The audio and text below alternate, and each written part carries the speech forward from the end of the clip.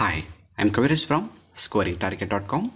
In today's session, we are going to learn Dr. B.R. Ambedkar 2 marks important questions for SSLC students presented by ಕವಿರಾಜರಿಗೆ. ಆತ್ಮೀಯ ವಿದ್ಯಾರ್ಥಿಗಳ ತಮ್ಮೆಲ್ಲರಿಗೂ ಇವತ್ತಿನ ತರಗತಿಗೆ ಸ್ವಾಗತ ಬಯಸ್ತಾ ಇವತ್ತಿನ ತರಗತಿಯಲ್ಲಿ ನಾವು SSLC ಮಕ್ಕಳಿಗಾಗಿ ಡಾಕ್ಟರ್ ಬಿ ಆರ್ ಅಂಬೇಡ್ಕರ್ ಪಾಠದಿಂದ 2 ಅಂಕದ ಇಂಪಾರ್ಟೆಂಟ್ ಕ್ವೆಶ್ಚನ್ಗಳನ್ನು ಮತ್ತು ಆನ್ಸರ್ಗಳನ್ನು ಡಿಸ್ಕಸ್ ಮಾಡ್ತಾ ಇದ್ವಿ. ತಮಗೆಲ್ಲ ಗೊತ್ತಿರುವಂತೆ 2021 ಮತ್ತು 22ನೇ ಸಾಲಿನ ಒಂದು ಶೈಕ್ಷಣಿಕ ವರ್ಷದಲ್ಲಿ ಡಾಕ್ಟರ್ ಬಿ ಆರ್ ಅಂಬೇಡ್ಕರ್ ಪಾಠದಿಂದ 2 ಅಂಕದ 2 ಪ್ರಶ್ನೆಗಳು ಕೇಳ್ತಾರೆ. ಅಂದರೆ ಒಟ್ಟು 4 ಅಂಕವನ್ನು ಈ ಒಂದು ಪಾಠದಿಂದ ಪಡ್ಕೊತಾ ಇದ್ವಿ.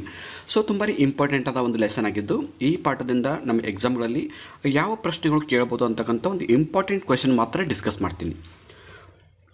ಸೊ ಈ ಕ್ವೆಶ್ಚನ್ ಮತ್ತು ಆನ್ಸರ್ಗಳನ್ನು ನೀವು ಡೌನ್ಲೋಡ್ ಮಾಡ್ಕೋಬೇಕು ಅಥವಾ ಬರ್ಕೋಬೇಕಂದ್ರೆ ಅದರ ಲಿಂಕನ್ನು ಕೂಡ ಕಾಮೆಂಟ್ ಬಾಕ್ಸಲ್ಲಿ ಹಾಕಿರ್ತೀನಿ. ಸೊ ಅಲ್ಲಿ ಕ್ಲಿಕ್ ಮಾಡಿ ನೀವು ನೋಟ್ಸನ್ನು ಪಡ್ಕೋಬೋದು. Okay, let start the class.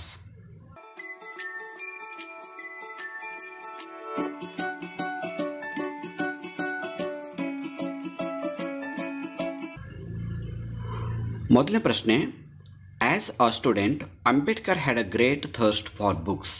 Support this statement. Ambedkar ಅವರು ವಿದ್ಯಾರ್ಥಿಯ ದೇಶದಿಂದಲೇ ಅಂದರೆ ವಿದ್ಯಾರ್ಥಿಯಾಗಿದ್ದಾಗಲೇ ಅವರಿಗೆ ಪುಸ್ತಕ ಓದುವ ಒಂದು ದಾಹ ಇತ್ತು. ಥರ್ಸ್ಟ್ ಅಂದ್ರೇನು? ದಾಹ. ಸೊ ಈ ಹೇಳಿಕೆಯನ್ನು ಒಂದು ಸಪೋರ್ಟೊಂದಿಗೆ, ಒಂದು ಸಹಾಯದೊಂದಿಗೆ ಸ್ಪಷ್ಟೀಕರಿಸಿ ಅಂತ. ಅಥವಾ ಇದೇ ಪ್ರಶ್ನೆಯನ್ನು ನಿಮಗೆ ಎಕ್ಸಾಮ್ಗಲ್ಲೇ ಬೇರೆ ರೀತಿ ಕೇಳ್ಬೋದು. ಸೊ ಈ ಪ್ರಶ್ನೆನೇ ಮತ್ತೆ ಯಾವ ಥರ ನಮಗೆ ಟ್ವಿಸ್ಟ್ ಮಾಡಿ ಕೇಳ್ಬೋದು.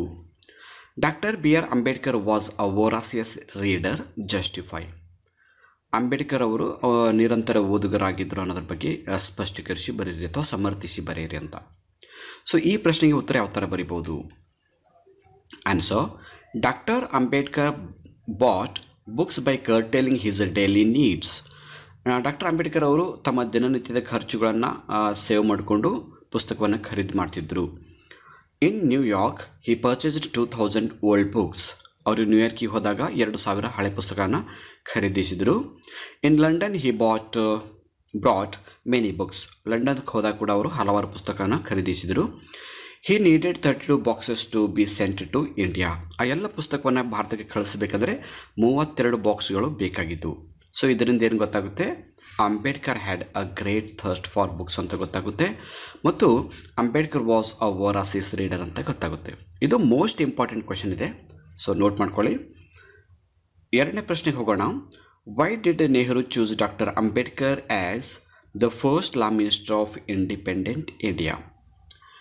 ಸ್ವತಂತ್ರ ಭಾರತದ ಮೊದಲನೆಯ ಕಾನೂನು ಸಚಿವರಾಗಿ ಅಂಬೇಡ್ಕರ್ ಅವರನ್ನೇ ನೆಹರು ಯಾಕೆ ಆಯ್ಕೆ ಮಾಡಿದರು ಅಂತ ಒಂದು ಪ್ರಶ್ನೆ.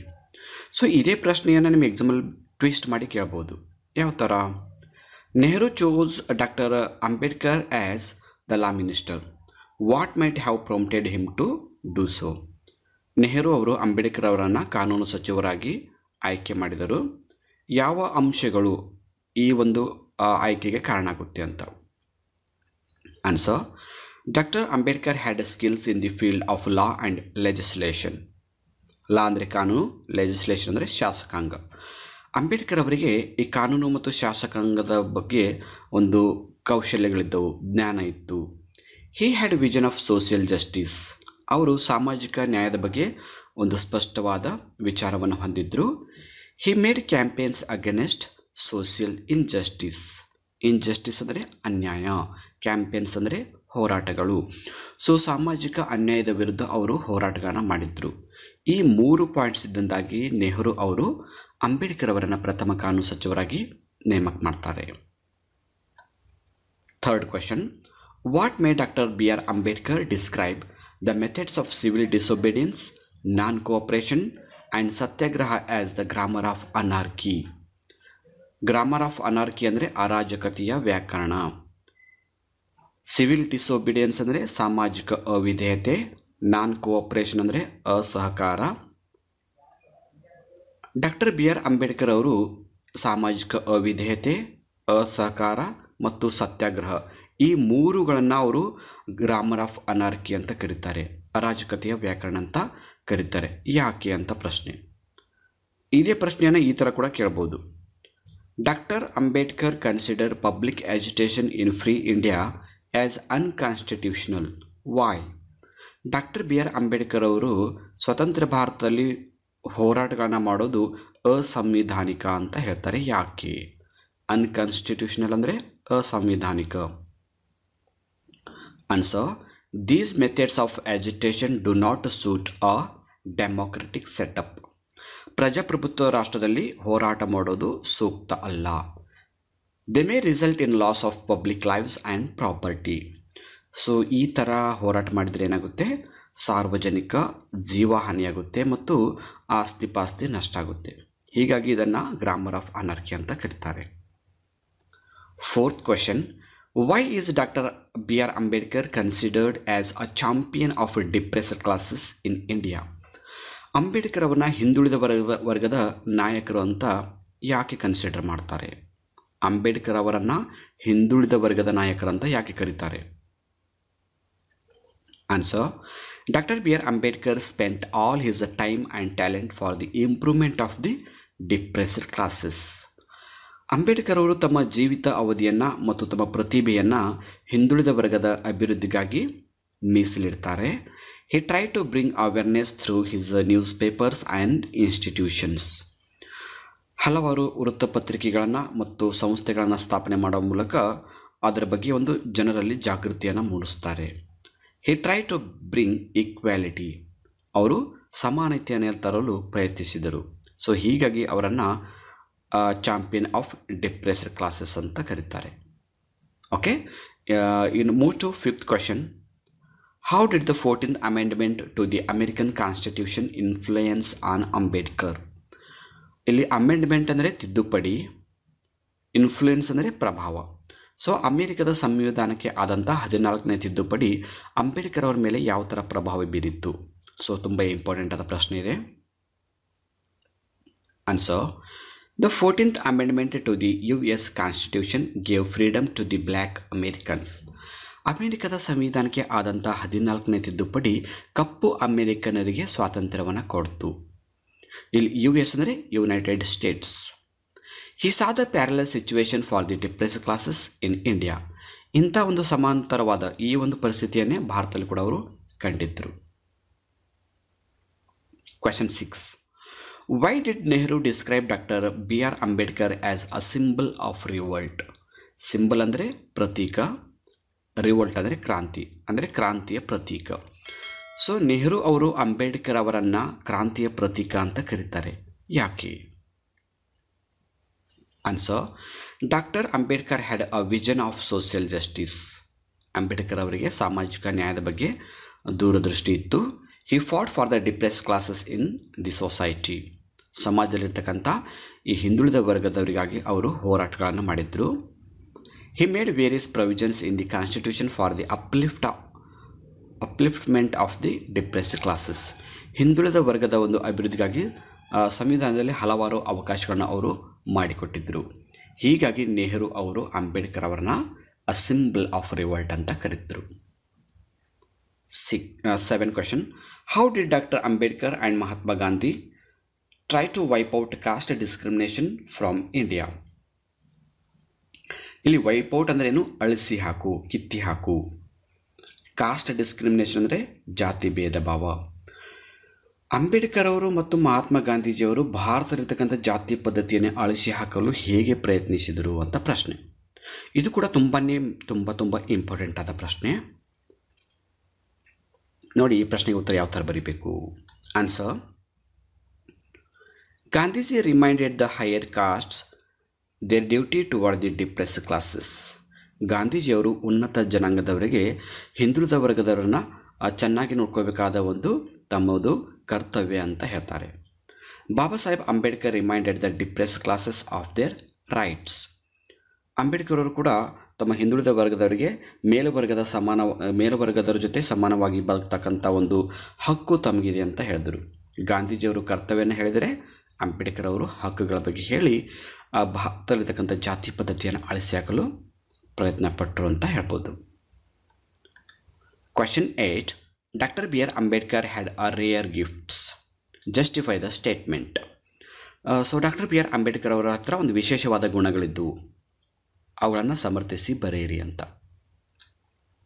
Answer, doctor Ambedkar was tactful and he had an ocean of patience. Tactful ಅಂದರೆ ಮಾತಿನ ಚಾತುರ್ಯತೆ. ಅಂಬೇಡ್ಕರ್ ಹತ್ರ ಒಂದು ಮಾತಿನ ಚಾತುರ್ಯತೆ ಇತ್ತು, ಜೊತೆಗೆ ಅವರ ಹತ್ರ ಸಾಗರದಷ್ಟು ಸಹನಶೀಲತೆ ಹೊಂದಿದ್ದರು. He had the gift of clearing the most complicated legal concept in a simple language. ಸಂವಿಧಾನದ ಕ್ಲಿಷ್ಟಕರ ಅಂಶಗಳನ್ನು ಸರಳವಾಗಿ ಅರ್ಥ ಆಗುವ ಹಾಗೆ ಬರಿತಾ ಇದ್ದರು. He fought for the oppressed and depressed classes. ತುಳಿತಕ್ಕೊಳಗಾದ ಮತ್ತು ಹಿಂದುಳಿದ ವರ್ಗದವರಿಗಾಗಿ ಅವರು ಹೋರಾಟಗಳನ್ನು ಮಾಡಿದರು. ಈ ಎಲ್ಲ ಗುಣಗಳು ವಿಶೇಷವಾದ ಗುಣಗಳು ಅಂತ ನಾವು ಹೇಳ್ಬೋದು. Question number 9. Why did Ambedkar stress the importance of constitutional methods to achieve social objectives? ಇಲ್ಲಿ ಕಾನ್ಸ್ಟಿಟ್ಯೂಷನಲ್ ಮೆಥಡ್ಸ್ ಅಂದರೆ ಸಾಂವಿಧಾನಿಕ ಪದ್ಧತಿಗಳು, ಸೋಷಿಯಲ್ ಆಬ್ಜೆಕ್ಟಿವ್ಸ್ ಅಂದರೆ ಸಾಮಾಜಿಕ ಗುರಿಗಳು. ಸಾಮಾಜಿಕ ಗುರಿಗಳು ಸಾಧಿಸಬೇಕಂದ್ರೆ ಸಾಂವಿಧಾನಿಕ ಪದ್ಧತಿಯ ಮೂಲಕ ಸಾಧಿಸಬಹುದು ಅಂತ ಅಂಬೇಡ್ಕರ್ ಅವರು ಹೇಗೆ ಹೇಳಿದರು, ಯಾಕೆ ಹೇಳಿದರು ಅಂತ ಪ್ರಶ್ನೆ. Answer: in a democratic country, civil disobedience, non cooperation and satyagraha May result in the loss of lives and public property. ಪ್ರಜಾಪ್ರಭುತ್ವ ರಾಷ್ಟ್ರದಲ್ಲಿ ಹೋರಾಟಗಳನ್ನು ಮಾಡೋದರಿಂದ, ಸಾಮಾಜಿಕ ಅವಿಧೇಯತೆಗಳನ್ನು ತೋರಿಸೋದ್ರಿಂದ, ಅಸಹಕಾರ ಚಳವಳಿಯನ್ನು ಮಾಡೋದರಿಂದ, ಸತ್ಯಾಗ್ರಹಗಳನ್ನು ಮಾಡೋದರಿಂದ ಸಾಕಷ್ಟು ಸಾರ್ವಜನಿಕರ ಒಂದು ಜೀವ ಕಳ್ಕೊಬೋದು ಮತ್ತು ಅವರ ಆಸ್ತಿ ಪಾಸ್ತಿ ನಷ್ಟ ಆಗ್ಬೋದು. ಹೀಗಾಗಿ ಸಾಮಾಜಿಕ ಗುರಿಗಳನ್ನು ಸಾಧಿಸಲು ಸಾಂವಿಧಾನಿಕ ಮೆಥಡ್ಗಳು ತುಂಬಾ ಇಂಪಾರ್ಟೆನ್ಸ್ ಅಂತ ಹೇಳಿದರು. Question number 10. What were the opinion of the Buddha and ಅವೈ ರಿಗಾರ್ಡಿಂಗ್ ದಿ ಕಾಸ್ಟ್ ಡಿವಿಷನ್? ಜಾತಿ ಪದ್ಧತಿಯ ಬಗ್ಗೆ ಬುದ್ಧ ಮತ್ತು ಅವೈಯವರ ಅಭಿಪ್ರಾಯ ಏನಾಗಿತ್ತು? ಅಂದರೆ ಬುದ್ಧ ಅವರ ಪ್ರಕಾರ ಮತ್ತು ಅವಯ ಪ್ರಕಾರ ಜಾತಿ ಪದ್ಧತಿ ಎಷ್ಟಿದ್ದು ಅಂತ ನಾವು ಇಲ್ಲಿ ಬರೀಬೇಕು. Answer: according to Buddha there are only 2 castes. Buddha ಅವರ ಪ್ರಕಾರ ಎರಡು ಜಾತಿಗಳು. One is noble and other one is ignoble. Buddha ಅವರ ಪ್ರಕಾರ ಎರಡು ಜಾತಿಗಳು, ಒಂದು ನೋಬೆಲ್ ಜಾತಿ, ಇನ್ನೊಂದು ಇಗ್ನೋಬೆಲ್ ಜಾತಿ. ಅಂದರೆ ಶ್ರೇಷ್ಠ ಮತ್ತು ಕನಿಷ್ಠ. ಶ್ರೇಷ್ಠ ಒಂದು ಜಾತಿ, ಕನಿಷ್ಠ ಒಂದು ಜಾತಿ ಅಂತ. The Tamil poetess Avai had said that there are only 2 castes. ಅದೇ ಥರ ತಮಿಳು ಕವಿತ್ರಿಯಾದಂಥ ಅವೈ ಅವರು ಹೇಳ್ತಾರೆ, ಅವ್ರ ಪ್ರಕಾರ ಕೂಡ ಎರಡು ಜಾತಿಗಳು. One is charitable and other one is miser. Away ಅವ್ರ ಪ್ರಕಾರ ಎರಡು ಜಾತಿಗಳು, ಒಂದು ಚಾರಿಟೇಬಲ್ ಅಂದರೆ ದಾನಿಗಳು, ಇನ್ನೊಂದು ಮೈಸರ್ ಅಂದರೆ ಜಿಪುಣರು. Question 11. There were great luminaries on the drafting committee. Dr. Ambedkar is remembered as the pilot. Give reasons. ಇಲ್ಲಿ luminaries ಅಂದರೆ ಹಲವಾರು ಪ್ರಖ್ಯಾತ ವ್ಯಕ್ತಿಗಳು ಅಂತ ಅರ್ಥ ಕೊಡುತ್ತೆ. ಭಾರತದ ಕರಡು ರಚನಾ ಸಮಿತಿ, ಡ್ರಾಫ್ಟಿಂಗ್ ಕಮಿಟಿ ಅಂದರೆ ಕರಡು ರಚನಾ ಸಮಿತಿ. ಭಾರತ ಸಂವಿಧಾನದ ಕರಡು ರಚನಾ ಸಮಿತಿಯಲ್ಲಿ ಹಲವಾರು ಜನ ವ್ಯಕ್ತಿಗಳಿದ್ದರು. ಆದರೂ ಕೂಡ ಅಂಬೇಡ್ಕರ್ ಅವರನ್ನೇ ಪೈಲಟ್ ಅಂತ ಕರೀತಾರೆ. ಪೈಲಟ್ ಅಂದರೆ ಮುಖ್ಯ ಚಾಲಕ. ಸೊ ಯಾಕೆ ಕಾರಣ ಕೊಡಿ ಅಂತ ಪ್ರಶ್ನೆ ಇದೆ. Answer: Ambedkar was the chairman of the drafting committee. Ambedkar ಅವರು ಕರಡು ರಚನಾ ಸಮಿತಿಯ ಅಧ್ಯಕ್ಷರಾಗಿದ್ದರು. He explained meaning and scope of the draft constitution. ಕರಡು ರಚನಾ ಸಂವಿಧಾನದ ಒಂದು ಅರ್ಥ ಮತ್ತು ವ್ಯಾಪ್ತಿಯನ್ನು ಅವರು ವಿವರಿಸಿದರು. ಮೀನಿಂಗ್ ಆ್ಯಂಡ್ ಸ್ಕೋಪ್ ಅಂದ್ರೇನು? ಮೀನಿಂಗ್ ಅಂದರೆ ಅರ್ಥ, ಸ್ಕೋಪ್ ಅಂದರೆ ವ್ಯಾಪ್ತಿ. He wrote complicated legal concepts in a language which the layman understood. layman ಅಂದರೆ ಸಾಮಾನ್ಯ ಜನರು, ಕಾಮನ್ ಪೀಪಲ್ ಅಂತ. ಅವರು ಸಂವಿಧಾನದ ಕಷ್ಟಕರವಾದ ವಿಷಯಗಳನ್ನು ಜನಸಾಮಾನ್ಯರು ಅರ್ಥ ಆಗುವ ಹಾಗೆ ಸರಳವಾಗಿ ಬರಿತಾ ಇದ್ದರು. ಹೀಗಾಗಿ ಅವರನ್ನು ಪೈಲಟ್ ಅಂತ ಕರೀತಾರೆ. Question 12. What is the significant observation of doctor Ambedkar on the constitution? ಸಂವಿಧಾನದ ಕುರಿತು ಅಂಬೇಡ್ಕರ್ ಅವರ ಒಂದು ಪ್ರಮುಖವಾದ ಗಮನಗಳು ಏನಾಗಿತ್ತು? ಸೊ ಸಂವಿಧಾನದ ಬಗ್ಗೆ ಅಂಬೇಡ್ಕರ್ ಅವರು ಏನು ಹೇಳ್ತಾರೆ, ಅವರ ಅಭಿಪ್ರಾಯ ಏನಾಗಿತ್ತು ಅಂತ ಪ್ರಶ್ನೆ ಇದೆ. Answer: the constitution is a fundamental document which defines the power and position of the 3 pillars of the state. Fundamental document ಅಂದರೆ ಮೂಲಭೂತ ದಾಖಲೆ. ಡಿಫೈನ್ಸ್ ಅಂದರೆ ಅರ್ಥೈಸೋದು. ಪವರ್ ಆ್ಯಂಡ್ ಪೊಸಿಷನ್ ಅಂದರೆ ಅಧಿಕಾರ ಮತ್ತು ಅಂತಸ್ತು. ಪಿಲ್ಲರ್ಸ್ ಅಂದರೆ ಸ್ತಂಭಗಳು. The other purpose of constitution is to limit their authority to avoid tyranny and oppression. Authority ಅಂದರೆ ಒಂದು ಅಧಿಕಾರ, ಟೈರಾನಿ ಆ್ಯಂಡ್ ಅಪ್ರೆಷನ್. ಟೈರಾನಿ ಅಂದರೆ ದೂರಾಡಳಿತ, ಆಪರೇಷನ್ ಅಂದರೆ ದಬ್ಬಾಳಿಕೆ. ಸೊ ಈಗ ನಾನು ಎಕ್ಸ್ಪ್ಲೈನ್ ಮಾಡ್ತೀನಿ. The Constitution is a fundamental document which defines the power and positions of the three pillars of the state. So Ambedkar ಅವರ ಪ್ರಕಾರ ಸಂವಿಧಾನ ಅನ್ನೋದು ಒಂದು ಮೂಲಭೂತ ದಾಖಲೆಯಾಗಿದ್ದು ಅದು ರಾಜ್ಯದ 3 ಅಂಗಗಳ ಅಧಿಕಾರ ಮತ್ತು ಅಂತಸ್ತನ್ನು ಅರ್ಥೈಸುತ್ತೆ. ಸೊ 3 ಅಂಗಗಳು, 3 ಪಿಲ್ಲರ್ ಅಂದರೆ ಯಾವ ನಿಮ್ಗೆ ಗೊತ್ತಿವೆ? The legislature, the executive and the judiciary. Okay. The other purpose of the Constitution is to limit their authority to avoid tyranny and oppression. So ಸಂವಿಧಾನದ ಇನ್ನೊಂದು ಮುಖ್ಯ ಉದ್ದೇಶ ಏನಂದರೆ ಈ 3 ಅಂಗಗಳ ಮೇಲೆ ನಿಯಂತ್ರಣವನ್ನು ಹೇರೋದು. ಆ 3 ಅಂಗಗಳ ಮೇಲೆ, ಸ್ತಂಭಗಳ ಮೇಲೆ ನಿಯಂತ್ರಣ ಹೇರಲಿಲ್ಲ ಅಂದರೆ ಅವು ಜನರ ಮೇಲೆ ದಬ್ಬಾಳಿಕೆ ಮಾಡ್ಬೋದು, ದುರಾಡಳಿತ ಮಾಡ್ಬೋದು ಅಂತ ಅಂಬೇಡ್ಕರ್ ಅವರ ಒಂದು ಅಬ್ಸರ್ವೇಷನ್ಸ್ ಆಗಿತ್ತು. ಓಕೆ. ಸೊ ಈ ಪಾಠದಿಂದ ಕೊನೆಯ ಒಂದು ಪ್ರಶ್ನೆ ನೋಡೋಣ. ಇದು ಕೂಡ ತುಂಬ ಇಂಪಾರ್ಟೆಂಟ್ ಆಗಿದೆ. What were doctor Ambedkar's idea or perception of the 3 pillars of the state? ರಾಜ್ಯದ 3 ಅಂಗಗಳ ಬಗ್ಗೆ ಅಥವಾ ಸ್ತಂಭಗಳ ಬಗ್ಗೆ ಅಂಬೇಡ್ಕರ್ ಅವರ ಅಭಿಪ್ರಾಯ ಏನಾಗಿತ್ತು? ನೋಡಿ, 12ನೇ ಕ್ವಶನ್ ಬರೀ ಸಂವಿಧಾನದ ಅಭಿಪ್ರಾಯ ಕೇಳಿದೆ. 13ನೇ ಕ್ವಶನ್ ಏನಾದರೂ ಕೇಳಿದೆ ರಾಜ್ಯದ 3 ಅಂಗಗಳ ಬಗ್ಗೆ, ಅಂದರೆ ಶಾಸಕಾಂಗ, ಕಾರ್ಯಾಂಗ ಮತ್ತು ನ್ಯಾಯಾಂಗದ ಬಗ್ಗೆ ಅಂಬೇಡ್ಕರ್ ಅವರ ಇದ್ದಂಥ ಅಭಿಪ್ರಾಯಗಳು. Answer: doctor Ambedkar had a clear idea about mutuality of the legislature, the executive and the judiciary. Ambedkar ಅವರು ಶಾಸಕಾಂಗ, ಕಾರ್ಯಾಂಗ, ನ್ಯಾಯಾಂಗದ ಒಂದು ಪರಸ್ಪರತೆಯ ಬಗ್ಗೆ ಸ್ಪಷ್ಟವಾದ ಒಂದು ವಿಚಾರವನ್ನು ಹೊಂದಿದ್ದರು. He said that the jurisdiction of each should be clear and untrammelled. Jurisdiction ಅಂದರೆ ನ್ಯಾಯಾಂಗ, ಅನ್ಟ್ರಾಂಬಲ್ಡ್ ಅಂದರೆ ಅಡ್ಡಿ ಬರೋದು. ಸೊ ಅಂಬೇಡ್ಕರ್ ಅವರು ಈ ನ್ಯಾಯಾಂಗ ಇತರ ಒಂದು ಅಂಗಗಳಲ್ಲಿ ಅಡ್ಡಿ ಬರದ ಹಾಗೆ ನೋಡ್ಕೋತಾ ಇದ್ದರು. He had sense of the importance of the soul of the citizen. Ambedkar ಅವರು ಕೇವಲ ಶಾಸಕಾಂಗ, ಕಾರ್ಯಾಂಗ, ನ್ಯಾಯಾಂಗ ಈ 3ಕ್ಕೆ ಅಷ್ಟೇ ಇಂಪಾರ್ಟೆನ್ಸ್ ಕೊಡದೆ ಅದರ ಜೊತೆಗೆ ಜನಸಾಮಾನ್ಯರನ್ನು ಕೂಡ ಅವರು ತುಂಬಾ ಒಂದು ಅವಕಾಶಗಳನ್ನು ಕೊಟ್ಟಿದ್ದರು, ಅವರಿಗೆ ಕೂಡ ಇಂಪಾರ್ಟೆನ್ಸನ್ನು ಕೊಟ್ಟಿದ್ದರು ಅಂತ ಇಲ್ಲಿ ಗೊತ್ತಾಗುತ್ತೆ. ಸೊ ಆತ್ಮೀಯ ವಿದ್ಯಾರ್ಥಿಗಳೇ, ಈ ಅಂಬೇಡ್ಕರ್ ಪಾಠದಿಂದ ನಾನು ಡಿಸ್ಕಸ್ ಮಾಡಿದ 13 ಕ್ವಶನ್ ಏನಿವೆ ಇಷ್ಟು ಓದ್ಕೊಂಡು ಬಿಡಿ. ಇಷ್ಟು ಬಿಟ್ಟು ಬೇರೆ ಕ್ವಶನ್ಗಳು ನಿಮಗೆ ಎಕ್ಸಾಮ್ಗಳಲ್ಲಿ ಬರ್ತಕ್ಕಂಥ ಸಾಧ್ಯತೆ ಇಲ್ಲ. ಈ 13ರಲ್ಲಿ ಯಾವುದಾದ್ರೂ ನಿಮಗೆ 2 ಪ್ರಶ್ನೆಗಳು ಬರ್ಬೋದು. ಯಾಕಂದರೆ ಅಂಬೇಡ್ಕರ್ ಪಾಠದಿಂದ 2 ಅಂಕದ 2 ಪ್ರಶ್ನೆಗಳು ನಿಮಗೆ ಎಕ್ಸಾಮಲ್ಲಿ ಕಂಪಲ್ಸರಿಯಾಗಿ ಕೇಳ್ತಾರೆ. ಸೊ ಇಷ್ಟು ಕ್ವಶನ್ಸನ್ನು ಓದ್ಕೊಳ್ಳಿ. ಈ ಕ್ವಶನ್ ಮತ್ತು ಆನ್ಸರ್ಗಳನ್ನು ನೀವು ಬರ್ಕೋಬೇಕಂದ್ರೆ ಅದರ ಲಿಂಕನ್ನು ಕಾಮೆಂಟ್ ಬಾಕ್ಸಲ್ಲಿ ಹಾಕಿರ್ತೀನಿ. ಯಾಕಂದರೆ ಈ ವಿಡಿಯೋದಲ್ಲಿ ನಿಮಗೆ ನೋಡ್ತಾ ಬರ್ಕೊಳ್ಳೋದು ಕಷ್ಟ ಆಗುತ್ತೆ. ಸೊ ನಮ್ಮ scoringtarget.com ಅನ್ನೋ ವೆಬ್ಸೈಟಲ್ಲಿ ಲಿಂಕನ್ನು ಕೊಟ್ಟಿದ್ದೀನಿ, ಅಲ್ಲಿ ಹೋಗಿ ಈ ನೋಟ್ಸನ್ನು ಬರ್ಕೋಬೋದು. ಸೊ ಇವತ್ತಿನ ವಿಡಿಯೋ ನಿಮಗೆ ಹೇಗೆ ಅನ್ನಿಸ್ತು ಅಂತಕ್ಕಂಥ ನಿಮ್ಮ ಅಭಿಪ್ರಾಯಗಳನ್ನು ಕಾಮೆಂಟ್ ರೂಪದಲ್ಲಿ ಕೊಡಿ. ಈ ವಿಡಿಯೋ ಇಷ್ಟ ಆದರೆ ಒಂದು ಲೈಕ್ ಮಾಡಿ ಮತ್ತು ನಿಮ್ಮೆಲ್ಲ ಫ್ರೆಂಡ್ಸ್ ಗ್ರೂಪಲ್ಲಿ ಶೇರ್ ಮಾಡ್ಕೊಳ್ಳಿ ಅಂತ ಹೇಳ್ತಾ ಇವತ್ತಿನ ಕ್ಲಾಸನ್ನು ಇಲ್ಲಿಗೆ ಎಂಡ್ ಮಾಡ್ತಾ ಇದ್ದೀನಿ. So thank you all for watching the video. If you like the video, subscribe to our channel to get more videos. Thank you all.